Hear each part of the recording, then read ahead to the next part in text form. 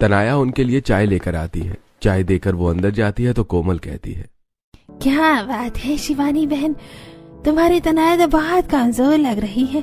इसे तुम लोग खाना वाना नहीं देते हो क्या? अरे कैसी बातें कर रही हो कोमल बहन, मैं तो इसे हरदम कहती रहती हूँ कि खाया कर, लेकिन ये खुद ही नहीं खाती। अब देखो ना, लोग यही कहेंगे कि सौतेली माँ है, इसका ख्याल नहीं करती होगी, लेकिन मैं तो अपनी बेटी से भी ज्यादा इसे प्यार करती हूँ। रसोई में काम कर रही तनाया ये सब सुनकर अपने मन में सोचती है, माँ दूसरों के सामने कितना झूठ बोलती है। मुझे तो पेट भर कर कभी खाना भी नहीं मिलता। भला मैं दुबली नहीं होंगी तो क्या मोटी हो जाऊंगी? ऐसे कुछ दिन और बीत जाते हैं। एक दिन तनाया सब्जी लेने के लिए बाजार गई होती है। वो सब्जी लेकर लौट रही थी कि तभी रास्ते में उसकी सहेली प्रियंका मिलती है। प्रियंका तनाया से कहती है, अरे तनाया कैसी है तू, बहुत दिनों बाद नजर आई। मैं तो अच्छी हूँ, तू बता शादी के बाद अपने ससुराल में खुश तो है? हाँ तनाया मैं तो बहुत खुश हूँ, लेकिन तू मेरी शादी में क्यों नहीं आई? तुझे तो कार्ड भिजवाया था मैंने। माँ आज मेरी सहेली प्रियंका की शादी है, प्लीज आप मुझे कीर्ति के कपड़े पहनने के लिए दे दो।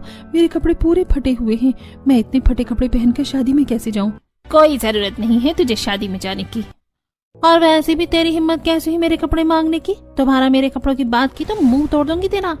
देखो ना माँ, छोटी होकर मुझसे कैसे बातें कर रही है।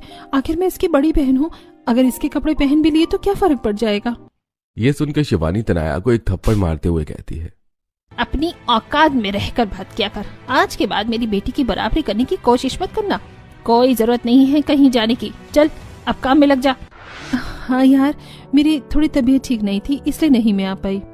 कोई जरूरत नहीं है तुझे झूठ बोलने की, सब जानती हूँ मैं। तेरी सौतेली माँ तुझे बहुत परेशान करती है ना। देखना एक दिन तेरे जीवन में बहुत सारा सुख आएगा, तेरी सास तुझे बहुत प्यार करेगी। ये तो मुझे नहीं पता प्रियंका, भगवान ही जाने मेरे जीवन में आगे क्या होगा। अच्छा मैं चलती हूँ, मुझे देर हो रही है। ऐसा कहकर तनाया तेजी से अपने घर की तरफ निकल जाती है। जब वो घर पहुंचती है तो शिवानी उसे सब्जी की थैली लेते हुए कहती है, अरे कहाँ रह गई थी तू?